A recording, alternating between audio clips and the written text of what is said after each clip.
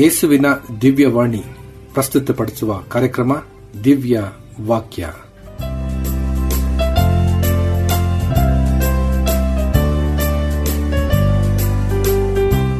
ನೀವು ಕೇಳುತ್ತಿರುವುದು ದಿವ್ಯ ವಾಕ್ಯ ಅಂತರ್ಜಾಲ ರೇಡಿಯೋ ಕಾರ್ಯಕ್ರಮ.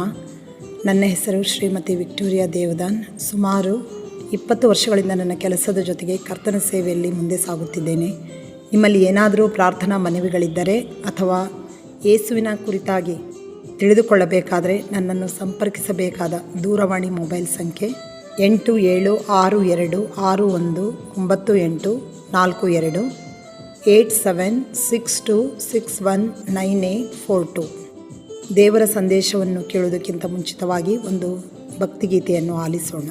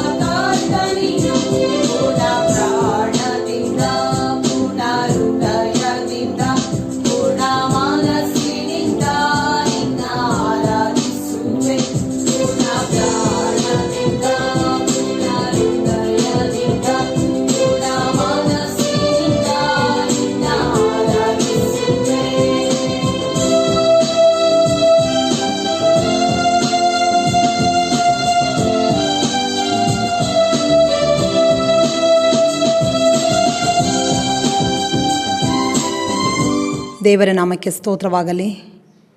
ಇಂದಿನ ಒಂದು ವಾಕ್ಯ ಸಂದೇಶದ ವೇದ ಪಾರಾಯಣ ಮತ್ತಾಯನ ಬರೆಸುವ ವಾರ್ತೆ 5ನೇ ಅಧ್ಯಾಯ 13ರಿಂದ 16ನೇ ವಚನಗಳವರೆಗೆ.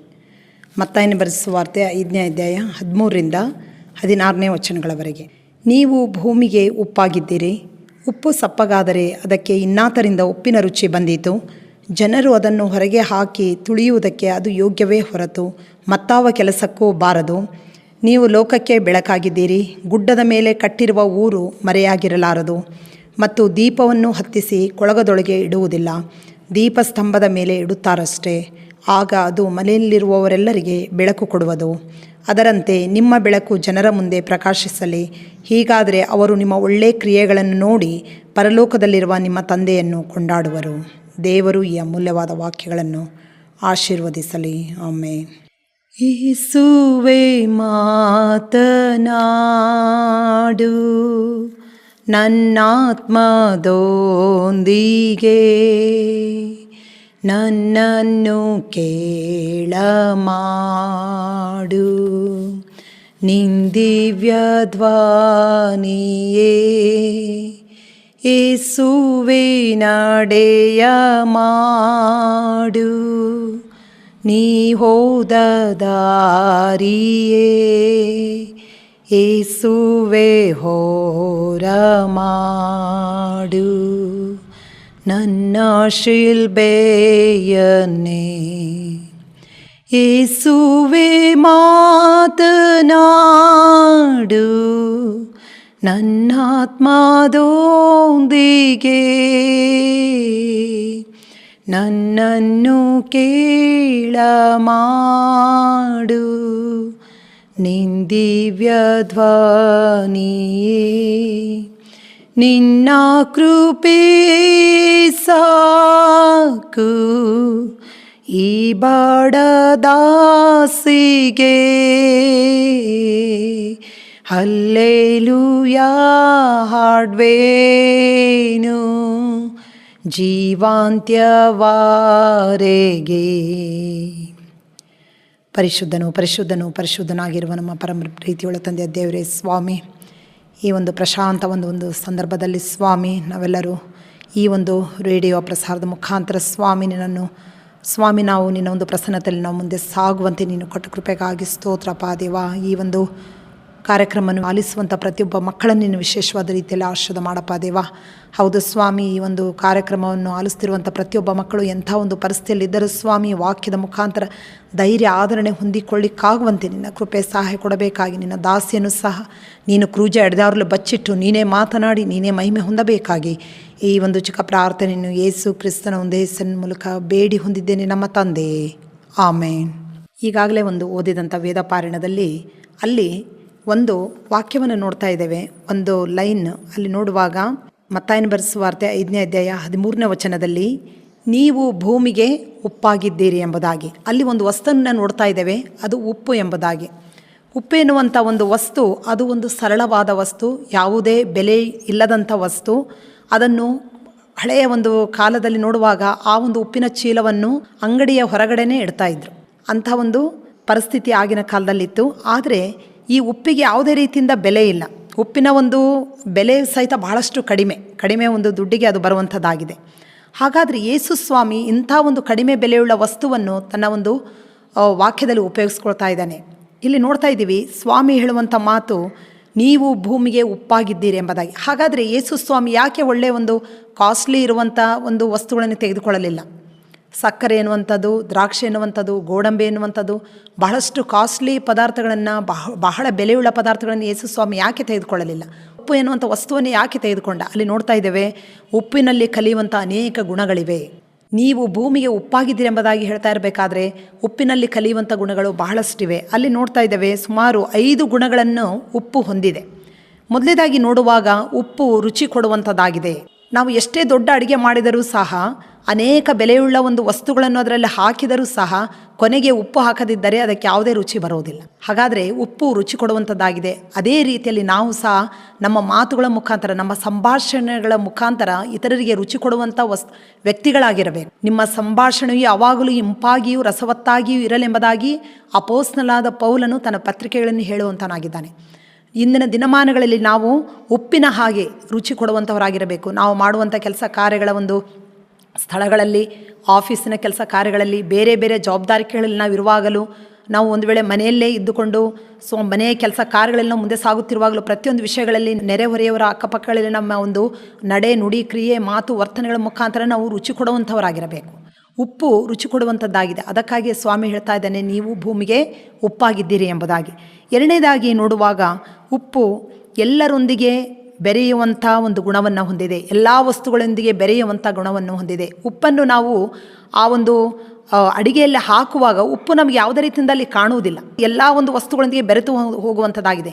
ಒಂದು ವೇಳೆ ಅನ್ನದಲ್ಲೇ ಹಾಕುವಾಗಲೂ, ಸಾರಿನಲ್ಲೇ ಹಾಕುವಾಗಲೂ, ಬೇರೆ ಬೇರೆ ಪದಾರ್ಥಗಳನ್ನು ನಾವು ಹಾಕುವಾಗಲೂ ಅಡಿಗೆಯಲ್ಲಿ ಆ ಒಂದು ಉಪ್ಪು ನಮಗೆ ಕಾಣಿಸುವುದಿಲ್ಲ, ಎಲ್ಲರೊಂದಿಗೆ ಬೆರೆಯುವಂಥದ್ದಾಗಿದೆ. ಅದೇ ರೀತಿ ನಾವು ಸಹಿತ ಇತರರೊಂದಿಗೆ ಅನ್ಯೋನ್ಯವಾಗಿ ಜೀವಿಸುವಂಥ ಗುಣವನ್ನು ನಾವು ಹೊಂದಿರಬೇಕು.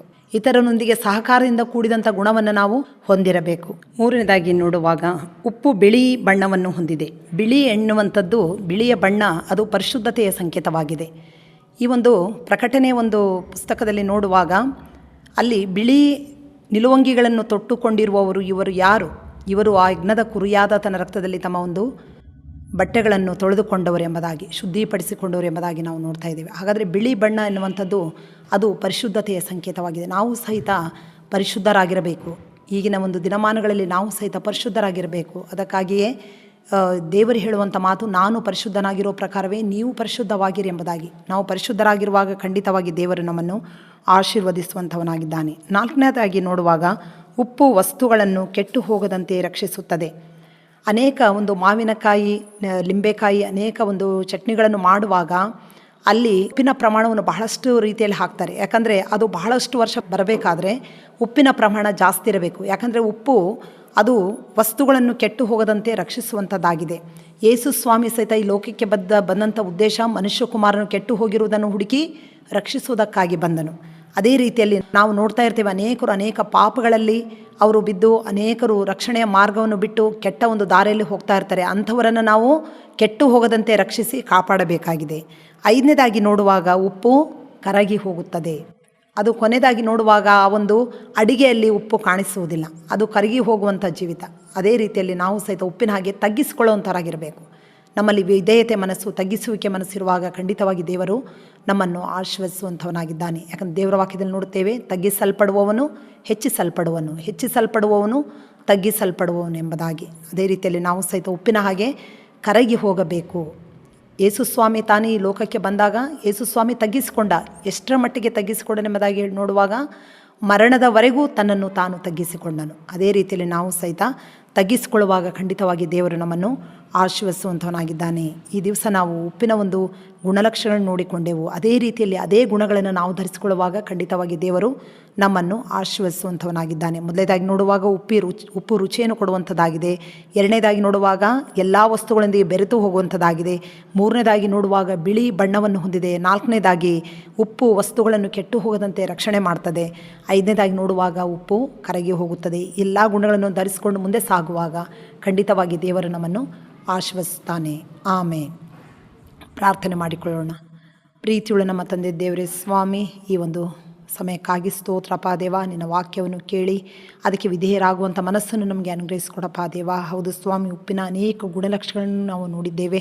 ಆ ಒಂದು ಎಲ್ಲ ಗುಣಗಳನ್ನು ನಾವು ಧರಿಸಿಕೊಂಡು ಮುಂದೆ ಸಾಗುವಂತೆ ನಿನ್ನ ಕೃಪೆ, ಸಹಾಯ, ಆಶೀರ್ವಾದ ಕೊಡಬೇಕಾಗಿ ಈ ಒಂದು ಚಿಕ್ಕ ಪ್ರಾರ್ಥನೆಯನ್ನು ಯೇಸು ಕ್ರಿಸ್ತನ ಒಂದೇ ಹೆಸರಿನ ಮೂಲಕ ಬೇಡಿ ಹೊಂದಿದ್ದೇನೆ ನಮ್ಮ ತಂದೆಯೇ, ಆಮೇನ್. ಇಂದಿನ ದೇವರ ವಾಕ್ಯದ ಸಂದೇಶ ನಿಮಗೆ ಆಶೀರ್ವಾದ ತಂದಿದೆ ಎಂದು ಭಾವಿಸುತ್ತೇನೆ. ನಿಮ್ಮಲ್ಲಿ ಏನಾದರೂ ಪ್ರಾರ್ಥನಾ ಮನವಿಗಳಿದ್ದರೆ ಅಥವಾ ಯೇಸುವಿನ ಕುರಿತಾಗಿ ತಿಳಿದುಕೊಳ್ಳಬೇಕಾದರೆ ನನ್ನನ್ನು ಸಂಪರ್ಕಿಸಬೇಕಾದ ದೂರವಾಣಿ ಮೊಬೈಲ್ ಸಂಖ್ಯೆ 8762619842 8762619842. ದೇವರು ನಿಮ್ಮನ್ನು ಆಶೀರ್ವದಿಸಲಿ.